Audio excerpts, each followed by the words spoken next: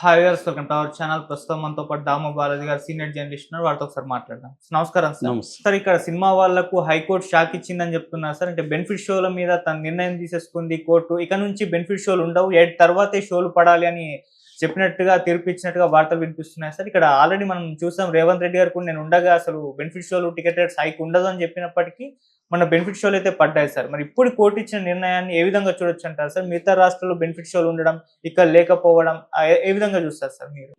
ఆంధ్రప్రదేశ్ లో బెనిఫిట్ షోలు తర్వాత టికెట్ రేట్లు పెంచుకోవడం అవన్నీ అలో చేశారు. దానివల్ల గేమ్ చేంజర్కి కానీ మొన్న దాని తర్వాత రిలీజ్ అయిన డాకు మహారాజు, సంక్రాంతికి వస్తున్న వీటికి అన్నిటికి హెల్ప్ అయింది. ఎందుకంటే అర్లీ మార్నింగ్ 4 నుంచి షోలు పడ్డాయి, నెంబర్ ఆఫ్ షోలు పెరిగాయి, దాని తర్వాత టికెట్ రేట్లు కూడా పెరిగాయి. దానివల్ల ఖచ్చితంగా వాళ్ళకి హెల్ప్ అయింది.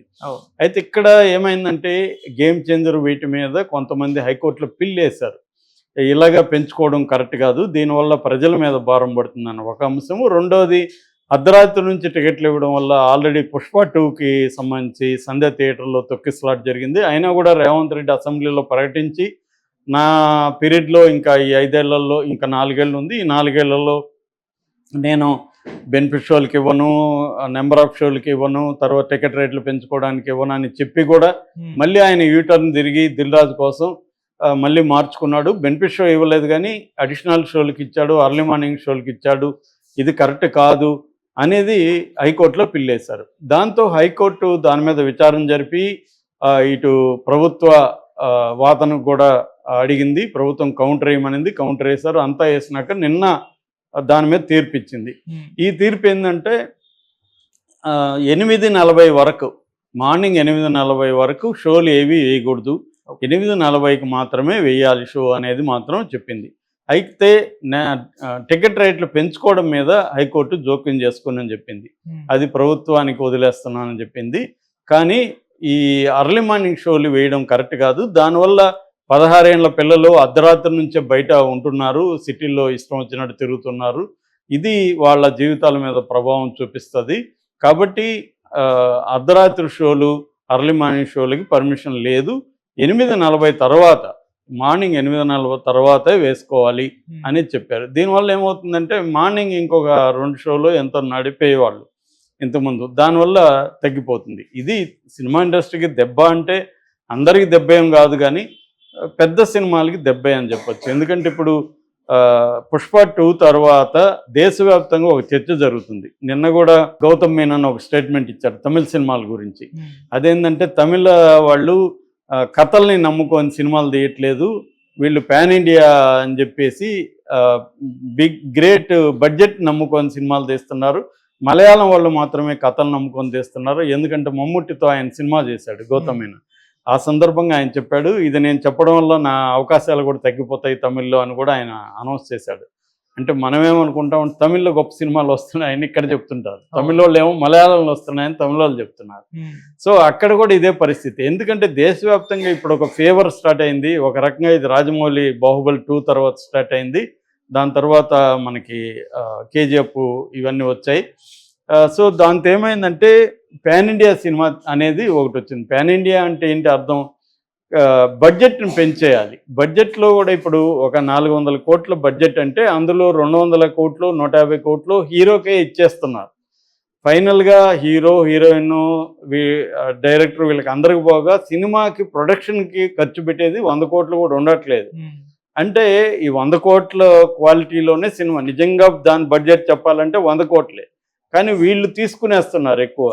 దీనివల్ల ఏమవుతుందంటే 3 ఏళ్ళు 2 ఏళ్ళు ఆ సినిమాని తీయడము, దాన్ని మళ్ళీ ఎందుకంటే ఈ సినిమా ఆడుతుందో లేదో తెలియదు కదా, అందుకని ఫస్ట్ వీకే లాగేయాలి. మ్యాక్సిమం ఫస్ట్ వీక్ లాగాలంటే ఏం చేయాలి? ఒకటి, నెంబర్ ఆఫ్ థియేటర్లు దేశవ్యాప్తంగా పెంచాలి. రెండోది, ఒక విపరీతమైన హైప్ క్రియేట్ చేయాలి. 10-20 కోట్లు ఖర్చు పెట్టి పబ్లిసిటీ చేసి ప్రేక్షకుల మైండ్లని మొత్తం మ్యానుఫ్యాక్చరింగ్ చేసి, వీళ్ళు సినిమా చూడకపోతే అసలు మాకు ఇంకా విముక్తి లేదు, సినిమా ఫస్ట్ షో చూడాలి, అర్లీ మార్నింగ్ షో చూడాలి అన్న ఒక క్రేజ్ని క్రియేట్ చేసి టికెట్ రేట్లు ఎక్కువ పెట్టి అమ్మేసుకోవాలి. థియేటర్లో. ఓకే. సో ఇది అంటే ఫస్ట్ 3 రోజుల్లో ఫ్రైడే రిలీజ్ అయితే ఫ్రైడే, సాటర్డే, సండే మ్యాక్సిమం లాగేసుకోవాలి డబ్బులు. ఇది అందుకనే ఫస్ట్ డే కలెక్షన్లు ఇవన్నీ కూడా ఏంటంటే నారాయణ చైతన్య ర్యాంకుల్లాగా అయిపోయింది.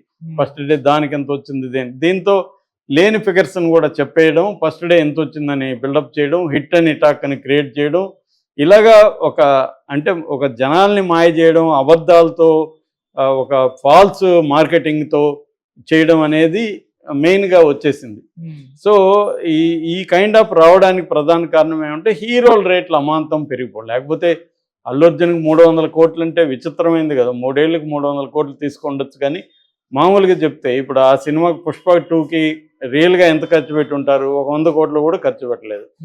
సో గేమ్ చేంజర్కైనా అంతే, అంటే వీళ్ళే తీసుకొని మిగతా వాటికి చేయట్లేదు.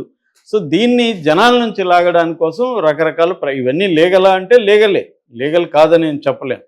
కాకపోతే ఇది కోర్టులు ఎందుకు ఇన్వాల్వ్ అయినాయి, ఇప్పుడు ఈ హైకోర్టు చెప్పింది కరెక్టా కాదంటే ఇదే వేరే బిజినెస్లకు కూడా హైకోర్టు ఎలా చెప్తుందా, వేరే బిజినెస్లకు కూడా గవర్నమెంట్ హెల్ప్ చేస్తుంది, వాళ్ళకి రాయితీలు ప్రకటిస్తుంది, చీప్గా ల్యాండ్ 99 ఏళ్ళకి లీజులకి ఇస్తుంది, అవన్నీ చేస్తున్నప్పుడు మరి కోర్టు ఇన్వాల్వ్ అయ్యి ఇవన్నీ చేస్తుందా? సినిమా కూడా ఇండస్ట్రీ కదా, సినిమా ఇండస్ట్రీ కూడా వేలాది మందికి లక్షలాది మందికి పరోక్ష ప్రత్యక్ష ఉద్యోగాలు కల్పిస్తుంది, లైవ్లీహుడ్ కల్పిస్తుంది. మరి లైవ్లీహుడ్ ఉద్యోగాలు వస్తున్న ఏ ఇండస్ట్రీకైనా ప్రభుత్వం రాయితీలు ఇవ్వడం అనేది కామనే. మనకి ఇప్పుడు ఇండియన్ గవర్నమెంట్ కూడా, సెంట్రల్ గవర్నమెంట్ కూడా product linked initiatives, PLI scheme అంటారు, అలాంటివన్నీ కూడా ఇస్తూ ఉంది. ఎందుకంటే ఇండస్ట్రీ గ్రోత్ ఉంటే ఎకనామిక్ గ్రోత్ ఉంటుంది, ఉద్యోగాలు వస్తాయి, మన పీపుల్కి లైవ్లీహుడ్లు ఏర్పడతాయి. ఇవన్నీ ఇండియన్ గవర్నమెంట్ కూడా చేస్తుంది, దాని ఫలితాలు కూడా వస్తున్నాయి. మ్యానుఫ్యాక్చరింగ్ సెక్టర్ కావచ్చు, డిస్ట్రిబ్యూషన్ కావచ్చు, సర్వీస్ సెక్టర్ కావచ్చు, వీటన్నిటిలో కూడా ఇండియన్ గవర్నమెంట్ ఇన్వాల్వ్ అయ్యి ఆయా పరిశ్రమలకి రాయితీలు ఇస్తుంది, అట్లాగే స్టార్టప్లకి ప్రత్యేకంగా రాయితీలు ఇస్తుంది, ఇవన్నీ చేస్తుంది. అట్లాగా సినిమా ఇండస్ట్రీ కూడా ఒక ఇండస్ట్రీ కదా, సినిమా ఇండస్ట్రీకి మాత్రం కోర్టులు ఇట్లా ఇన్వాల్వ్ అయిపోయి చెబితే సినిమా ఇండస్ట్రీ రేపు దెబ్బతింటే దాని ఎఫెక్ట్ పడుతుంది కదా వీళ్ళందరి మీద. వాళ్ళు ఎవరు ఎంత రెమ్యునరేషన్ తీసుకుంటున్నారు, సినిమాకి ఎంత పెడుతున్నారు అనేది మనకేం సంబంధం, అది వాళ్ళు చూసుకుంటారు. రెండోదేం బలవంతంగా నేను సినిమా చూడమని చెప్పట్లేదు, వాళ్ళు పబ్లిసిటీ చేస్తున్నారు. ఇప్పుడు సబ్బు ఉంది, మా సబ్బు వాడు, మా పేస్ట్ వాడని వాళ్ళు కూడా మా కూల్ డ్రింక్ తాగని చేస్తారు.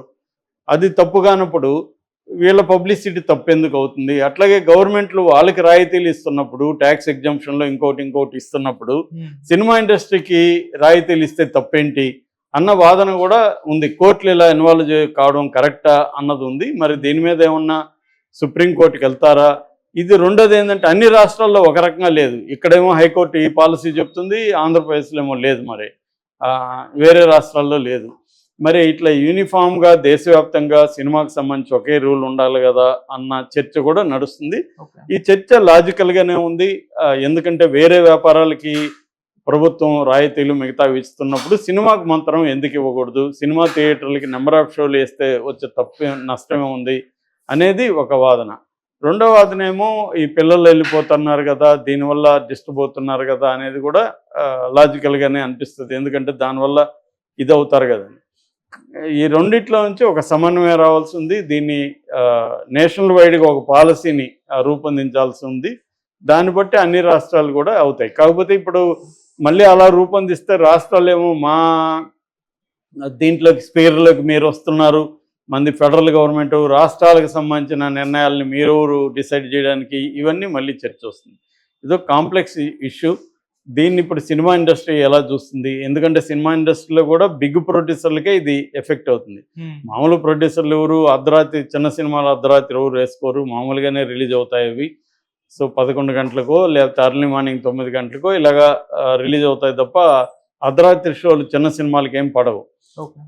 కాబట్టి ఈ సమస్యని పెద్ద నిర్మాతలు ఎలా డీల్ చేయబోతున్నారు, సుప్రీంకోర్టుకి ఏమైనా వెళ్తారా అనేది చూడాలి. అలాగే ప్రభుత్వం